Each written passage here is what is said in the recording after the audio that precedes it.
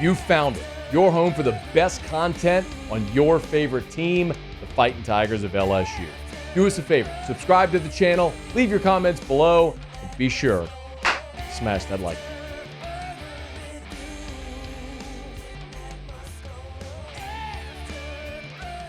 That time of the week, we welcome in Shea Dixon from On3, the Bengal Tiger. Get the latest surrounding LSU recruiting. Shea, we appreciate the time as always. How are you? I'm doing well. How are you, Musa? How's the show going? Show's going great, man. Segment into it, so we're doing well. Feeling good. Again, just trying to keep the train on the tracks, not try to let anything blow up until Matt gets back tomorrow. So that's the goal, and so far we're reaching the goal.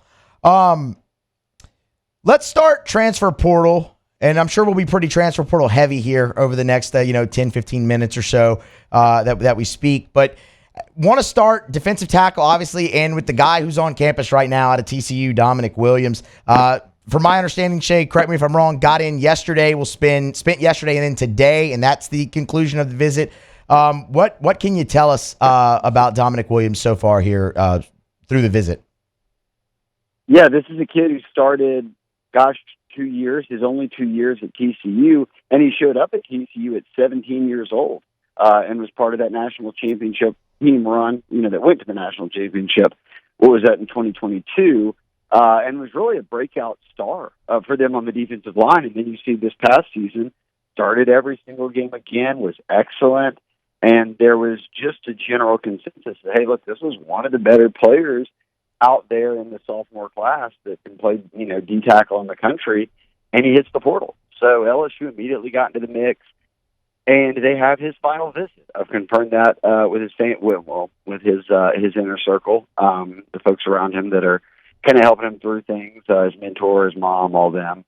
But he visited Texas, visited Oklahoma, visited Missouri, and now LSU, as you noted, got here on, what is today? Tuesday now, got here Monday, leaves tomorrow, and we'll have a decision shortly after that. So this is a massive 48 hours for LSU because I would imagine the guy we're about to talk about here in a second, those guys are viewed as kind of 1A and 1B, right? Like you would love to add an elite defensive tackle or more, and these two guys, Dominic Williams being one of them, fit that bill. So as we speak right now, he's with Bo Davis and the staff, both on-field and on-field coaches, kind of touring and doing everything that a normal visit kind of weekend is. But I will note, this is a kid who is from California and made his way all the way to Baton Rouge back in the Ed Orgeron days for summer camp.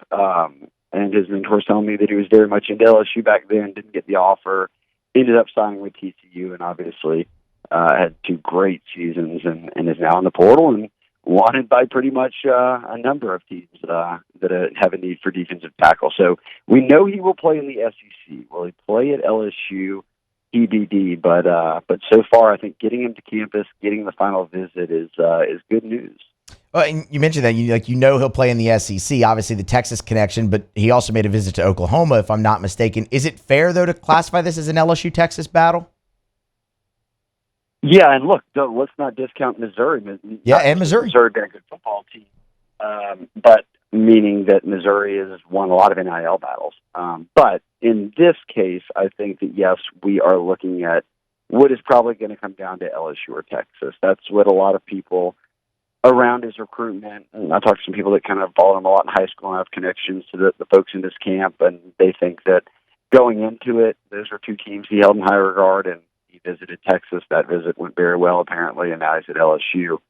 For his final visit, we knew this was going to be a big one for him. So I do think it'll be LSU or Texas. That's my gut feel. All right. So in that answer, previously you mentioned 1A, 1B, right? Well, 1A, 1B, pick which letter you want, would be Simeon Barrow, the transfer from Michigan State. Was at LSU, then took visits to Missouri and Miami. When are we expecting a decision from him? His visits are wrapped up, correct? Yeah, so Barrow visited LSU first coming out of the portal. He's on the different end of this spectrum of eligibility. He is a grad student. He spent plenty of time at Michigan State, hits the portal this spring, and pretty much had the who's who of teams after him. He also went and saw Missouri, and then was at Miami. Graduated from Michigan State over the weekend, and then he and his dad went down to Miami on Monday. They told me they were wrapping up that visit today, and that a decision is expected here pretty soon. So, both he and Dominic Williams are done with visits and are now just about to say, okay, let's look it all over and make a decision. And LSU's in the mix with both. Look, I talked to one source who feels like, at least going into the Miami visit, and we'll see, how it comes coming out of it, or how they feel coming out of it, but that LSU was the team to beat.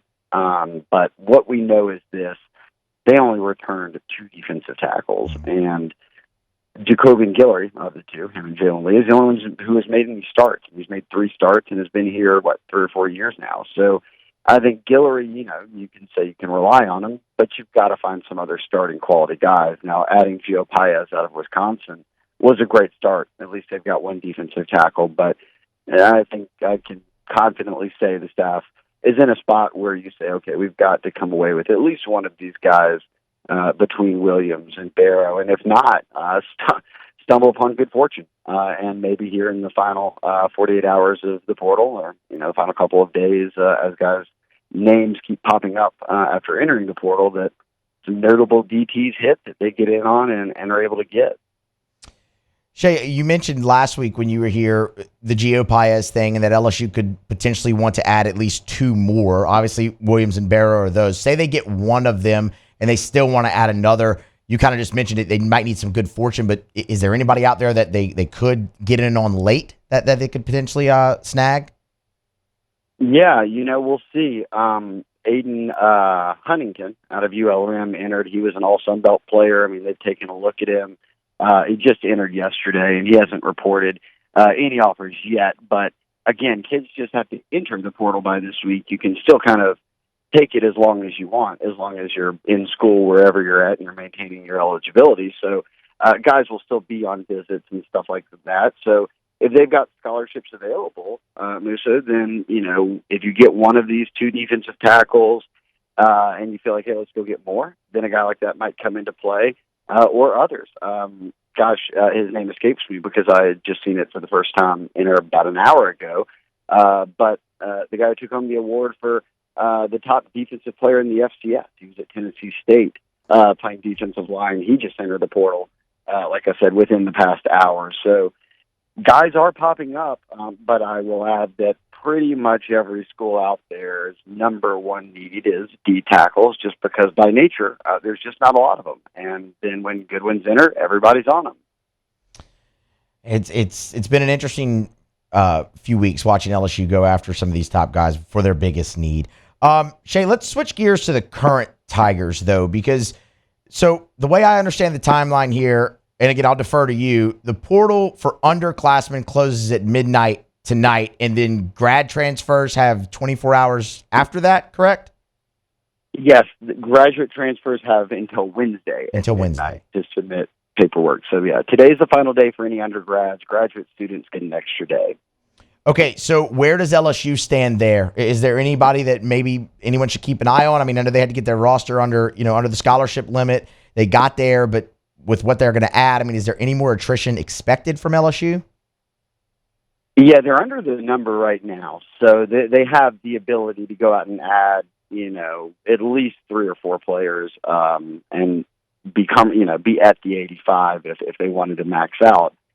I don't think so. And look, LSU fans, knock on wood, or I'll knock on some wood for you. You're almost at the finish line here.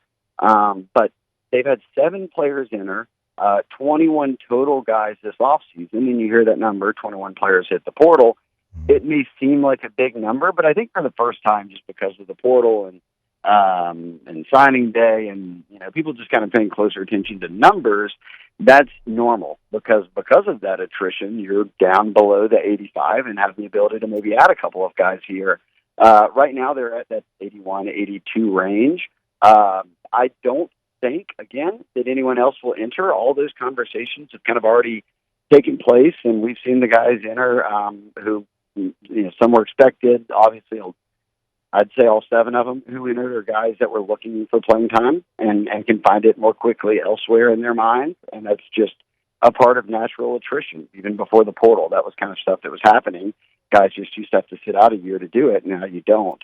But I will say that probably something we don't think about, or I don't think many people think about when you think of the portal and, hey, who can we go out and get? And as long as we don't lose X, Y, and Z, these players that were good, is that they did a good job of retaining the roster. There are a lot of guys on this team who could have hit the portal and had high market value and didn't. And there are younger guys on this team, from this past year's freshman class who played and could have hit the portal and didn't. And now you get to keep them around for further development or getting them more playing time as sophomores. So I think a lot of stuff that doesn't get recognized kind of pays off for LSU here as they held on to, I think, Musa, you could tell me, but of the 21-something guys who entered, and I'm not besmirching any of them, they're all talented enough to have signed at LSU in the first place, but the one that really stung is probably Lance Hurd, someone who you hoped would be your starting left tackle and will be Tennessee's starting left tackle this year, but just didn't want to wait around. And the issue was, well, you've got an O-line that returned two really talented starters at offensive tackle, and kind of what it was. So I think that they'll come out of this 2024 portal, double windows, 45 total days in a pretty good spot. That's good news. I think everyone's going to be really excited about that, especially if they pop one of these, transfer guys, Williams or Barrow, here in the coming days. So, good. The spring is supposed to be all about optimism, Shea. So I like hearing the positivity there on the transfer portal front. People can get pretty bogged down with the portal. That's for sure. Well, the spring, I'm glad we have this added flavor to pumping up spring, because it used to just be that everybody is like catching the ball the best they ever have and lifting the most weights they've ever had. But now I can toss in this part of, roster retention and everything else. So nobody loses in the offseason, right? Everyone's undefeated. That's what I was saying. It used to just be everybody's going to win the national championship. They're going to hand out 131 trophies or whatever it is at the end of the season. Shea Dixon, On3, the Bengal Tiger, on Twitter at Shea Dixon. Y'all give them a follow. Get subscribed to the Bengal Tiger if you have not already. Read their stuff. They do a great job. Shea, we appreciate it as always. We'll do it again next week. Yeah, thanks for having me, Musa. Hey, thanks so much for watching. Please leave your comments. I love to interact, and be sure to hit the red subscribe button below.